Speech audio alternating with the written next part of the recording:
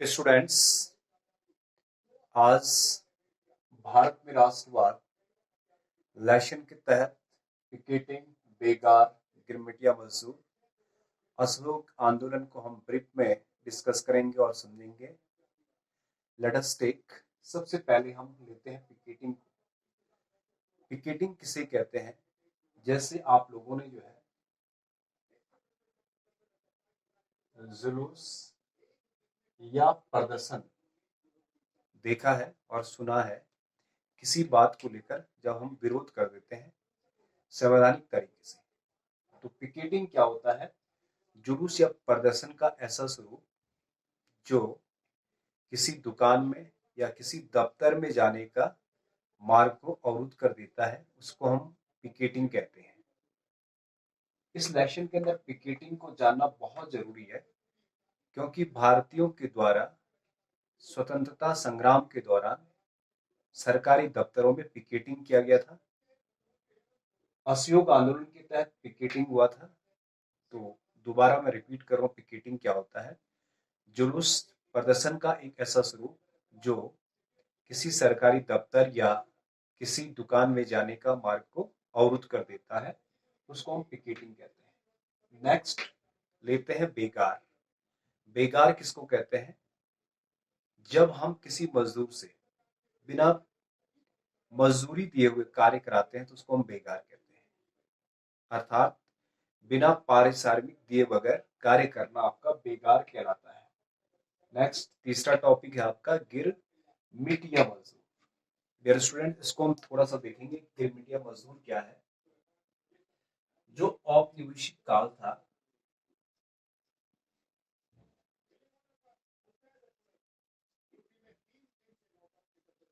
तो इस औपनिवेशिक काल के दौरान एक अनुबंध के तहत, एक एग्रीमेंट के तहत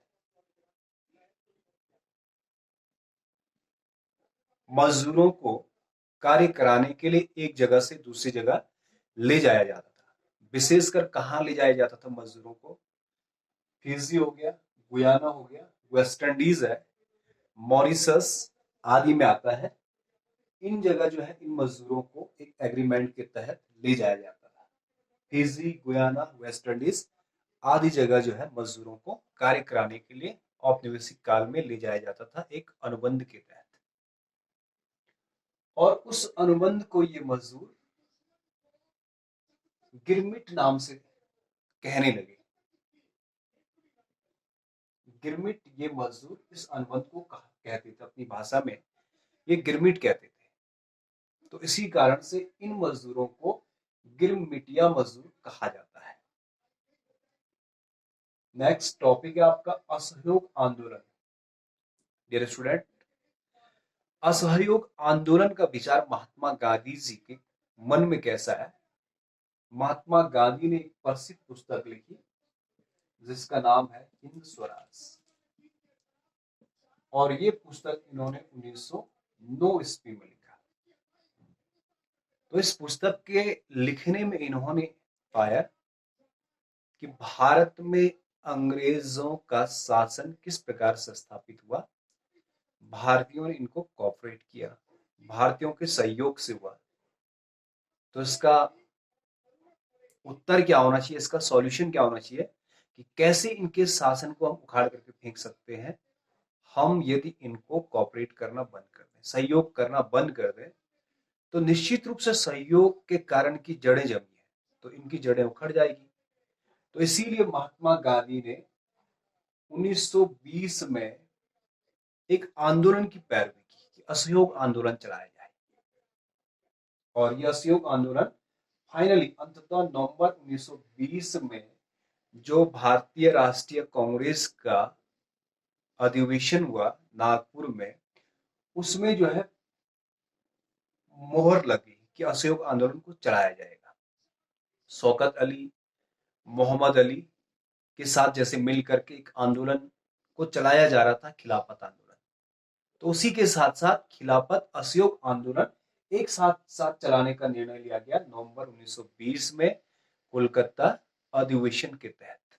और यह आंदोलन आपका 1921 से, जनवरी 1921 से यह असहयोग आंदोलन आरंभ हो जाता है।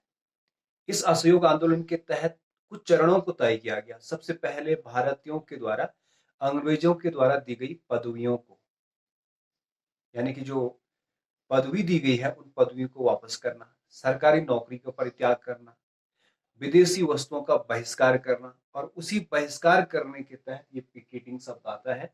इसी जुलूस के इसी आंदोलन का एक भाग था। तो डियर स्टूडेंट्स, आज हमने महत्वपूर्ण चीजों पर डिस्कस किया और आप लोग समझ चुके होंगे। यहाँ से छोटे छोटे प्रश्न परीक्षा की दृष्टि से जो है हम इसको पढ़ेंगे, और साथ में जो है नॉलेज की दृष्टि से, पॉइंट ऑफ एजुकेशन की दृष्टि से पढ़ेंगे। बहुत सारे प्रश्न बनते हैं। जैसे पिकेटिंग क्या है, तो आप लोग जानेंगे कि आपको एक शब्द, एक लाइन में लिखना है, जुलूस या प्रदर्शन का वह स्वरूप जिसमें किसी सरकारी दफ्तर या किसी दुकान में जाने के मार्ग को अवरुद्ध किया जाता है, उसको पिकेटिंग कहते हैं।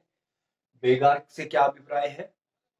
बिना पारिश्रमिक के कार्य कराना ही बेगार कहलाता है।